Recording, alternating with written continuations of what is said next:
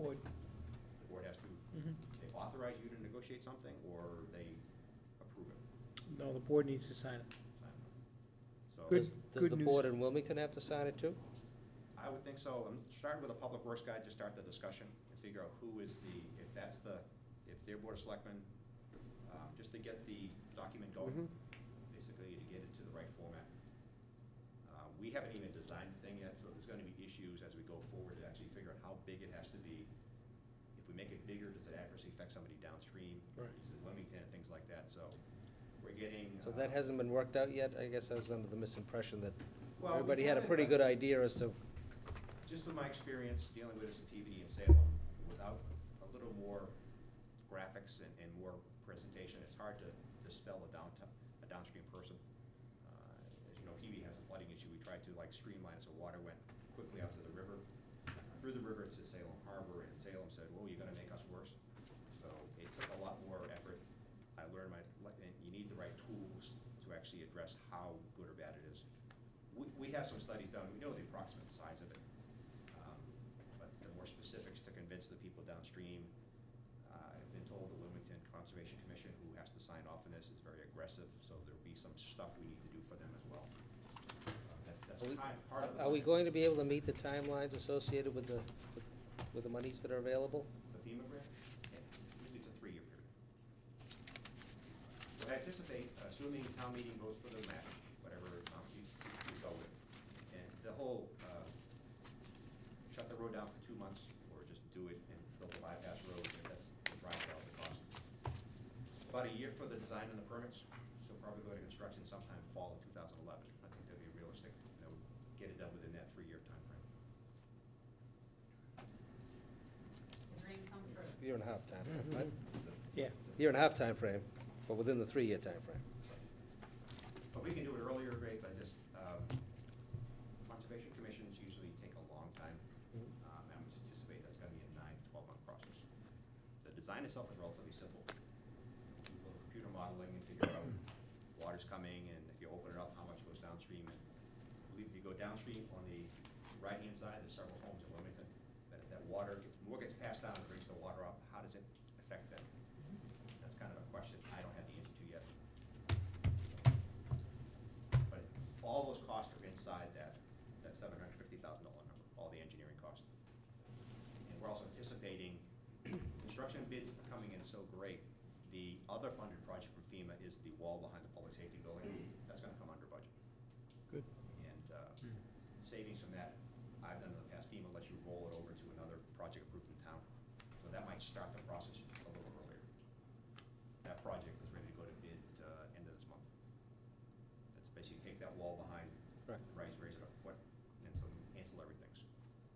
That would give basically 2 foot of free water. So hopefully the next 100-year storm won't.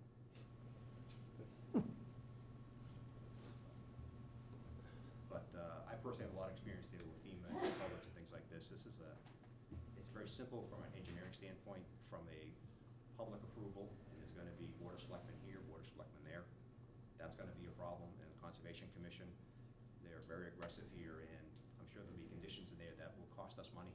That'll be of concern once we get to that point.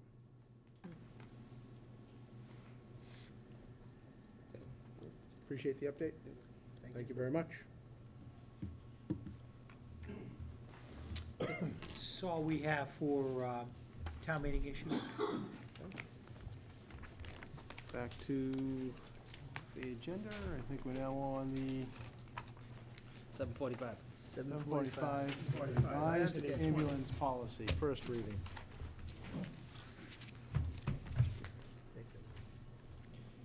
Just a correction, if you would look at the purple sheet that you have in front of you. In a little bit of way of introduction, the first page starts off with ambulance policy 4.1 operations. That's the policy as it exists today. There's only 2 small changes that are contemplated in this, and that would be to subparagraph G, where we would, presently the language rate reads, everyone using the ambulance is charged for the service in accordance with the rate schedule. So what we would do is we would say that the ambulance subsection G would be everyone who's using the ambulance is charged for the service in accordance with the billing policy and rate schedule. The other item that we would do is, where you see table number 1 flagged in paragraph H, that's misplaced. That needs to be moved up to follow the language on subparagraph G. For some reason it ended up in the wrong place, so it needs to follow subparagraph G. Sorry, say that again, please? Move it up, Move to up, G. This- Reference, This table 1 needs to be moved up to the end of G. Thank you. And that, and Appreciate that. all of the new language that appears, which is the ambulance billing policy and rate schedule, which is shown as table 1. This is the document that you had reviewed briefly at your last meeting that had been drafted by Chief Harris. And then the final page includes the actual rate schedule, which proposes the rates being increased, being consolidated and being increased as we had previously discussed. Chief, if Mr. Chairman, I'll turn it back to you. Chief Harris, would you like to address this issue? Yes, I would. My name is Chief Harris, North Reading Fire Department. Excuse me, I got a cold. What's happened is, we needed a billing policy and rate schedule. So what I did was, we went through and we talked in an ALS committee that we have here in town, which you're part of. And we came up with a billing procedure. And basically, what the billing procedure would be is that we'd increase our rates to the second page, table 2. And basically what we're asking is, anybody who lives in town will only pay what their insurance company will pay.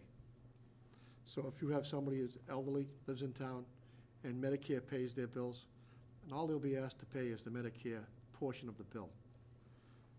Anybody who has their own Blue Cross Blue Shield or other insurance policies that would cover the cost of the billing for the ambulance, all we're asking them, residents, to do is to forward that to their insurance company to be paid.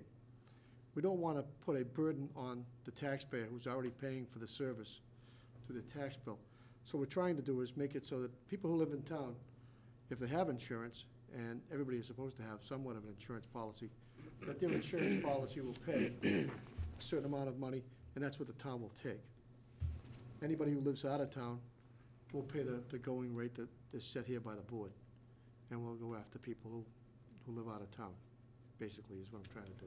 Can I ask a question? Mr. Vino? Can we do that legally? I I'm believe being we serious. Can we Other legally? Other towns have done this. That's not my question, Chief. Can we do it legally? I believe we can. I can't honestly answer that Yeah, question. okay, no, thank you. I do want the honest, I would want to know if we could legally do this before we approve it. Mr. O'Leary?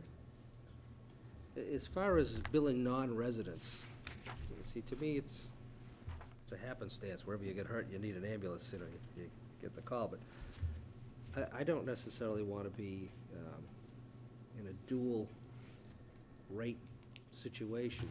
I think out-of-town residents, as well as the town residents, should be required to submit to their insurance company for the coverage, and get whatever the maximum allowable rates may be. But I'm not necessarily looking to be in the business of chasing people and for the coverage that they don't have, for out-of-pocket costs, just because they happen to live in Reading, or Wilmington, or Poughkeepsie, and have to be visiting, To me, I think they should be required to submit. If they don't, in other words, they're responsible for the bill. Right. And they're responsible for allowing us to maximize our return on the services that are provided. But if an out-of-town resident happens to be on Medicare, why are we chasing an elderly person from Reading and treating them differently than someone who's from North Reading? I don't like that. I don't like the idea. Just rubs me the wrong way. I'm looking to treat everybody the same and treat everybody fairly, and the expectations of everybody should be the same.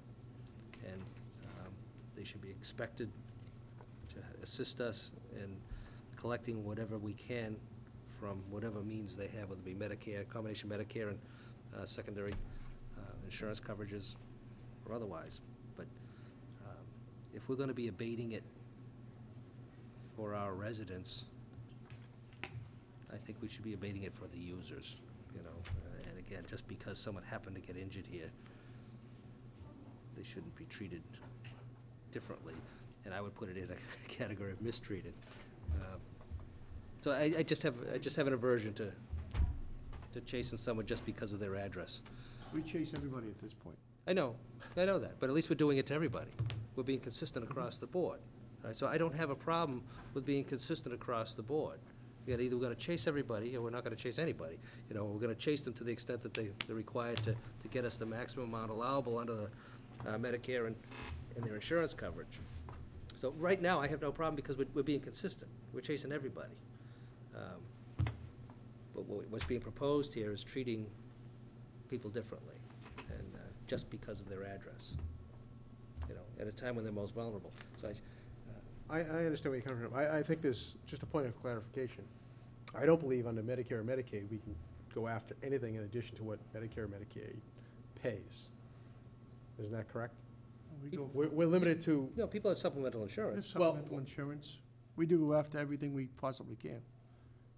insurance-wise, I would agree, but we can't go after the individual personally for any balance that's left over after we're paid through Medicare or Medicaid and/or supplemental insurance.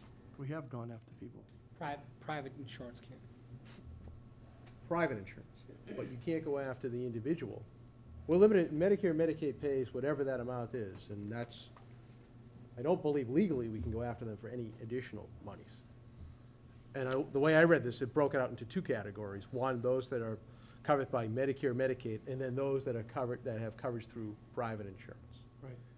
Still has the issue that Mr. O'Leary raises, that we're treating people differently whether they're residents or non-residents. And I don't know, a greater burden that may put on the department or whoever does billing for us to then chase whatever is not paid through insurance. Do you have any idea what I that don't have factor is? All that factors, I brought that in the last time. I didn't bring it with me at this point. I do know we get 84% back, 94% rate of return right now. How do we know people have private insurance? I mean, if they're on Medicare, you know? We don't know. We don't know. So you send them the bill, and they either forward it or ignore it. You know? Right. We follow it up somehow or another. Our billing company takes that information and calls probably the hospital, gets them information on their billing, and then they send the bill out to that person and ask them to forward it to their insurance company and so forth. Our billing company does all of that for us Right. at this point. And that's what we're gonna do. We're gonna give all of our bills to a billing company, and they'll chase down the money as we do now. What we're trying to do is raise the rates so that we don't leave anything left on the table that could be available to us as a service. And we know through one of our recent ALS committee meetings, we know that the rates that we're currently charging are considerably lower than most other communities. Yes. Correct? Right. We had a gentleman come into our meeting, and Right. basically, he's the one who gave us the rates to work off of. Again. So, Mr. O'Leary, are you suggesting that we change? What I'm saying is, you know, if we're below the rates that we're able to collect, then obviously we should bring those rates up. I have a strong aversion to treating people differently just because they have the wrong address, the wrong zip code. You know, and I can't think of any rational argument for doing it other than, you know, yeah, we support the basic, the taxpayers here support the basic services, you know. These other people happen to be using it because they get hurt here, but, you know, to me, I'm expecting to go to another community and be treated the same way. Now, that may not be happening, but I certainly don't want to perpetuate a problem where, you know, people are being treated differently. If anything, I'd like to start the emphasis of, you know, let's start treating everybody the same, you know. It's up to the board, whatever you. I'm not adverse to amending the policy to include all patients who have private insurance will be billed until the insurance or the patient pays for the service. Let me That see.